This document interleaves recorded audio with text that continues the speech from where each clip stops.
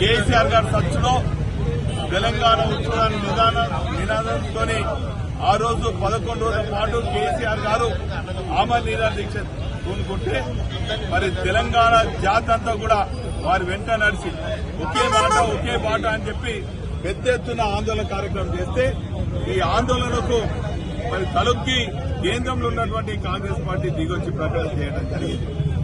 ఆ రోజు కేసీఆర్ కనుక ఈ దీక్ష పూనుకోకుంటే తెలంగాణ వచ్చేది కాదు, తెలంగాణ జాతి ఒక్కటే అయ్యేది కాదు. 14 ఏళ్ల పాటు పోరాటం చేసి మరి గాంధీ మార్గంలో సాధించాలని చెప్పి మరి తెలంగాణ సాధించడం జరిగింది.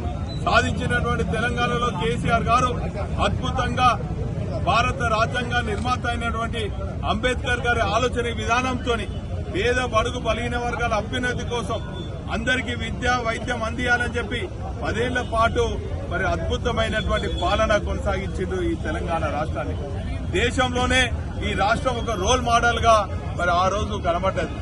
కానీ దురదృష్టవశాత్తు 2 ఏళ్ల క్రితము ఎన్నికలు వస్తే కాంగ్రెస్ ప్రభుత్వం మోసపూరిత 420 హామీలతోని 6 గ్యారెంటీలతోని మరి పాలన ఈ రోజు కొనసాగుతుంది. ఈ రోజు ఒక్క హామీ కూడా నెరవేర్చలేదు. ప్రజా వ్యతిరేక పాలన చేస్తున్నది, ప్రతీకార పాలన కొనసాగుతుంది, అరాచక పాలన కొనసాగుతుంది.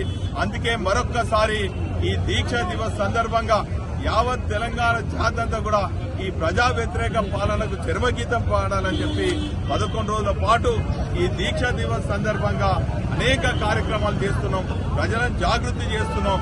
ప్రజలందరూ కూడా ఏకదాటిపై వచ్చి ఈ ప్రజా వ్యతిరేక పాలనను భూస్థాపితం చేసేదానికి, కాంగ్రెస్ పాలనను భూస్థాపితం చేసేదానికి సిద్దంగా ఉన్నారు.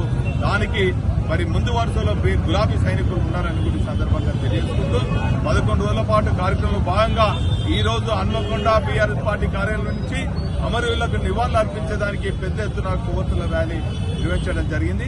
అనేక కార్యక్రమాలతో 11 రోజుల పాటు మా గులాబీ సైనికులు, గులాబీ కుటుంబ సభ్యులందరూ కూడా పెద్ద ఎత్తున కొనసాగిస్తారు.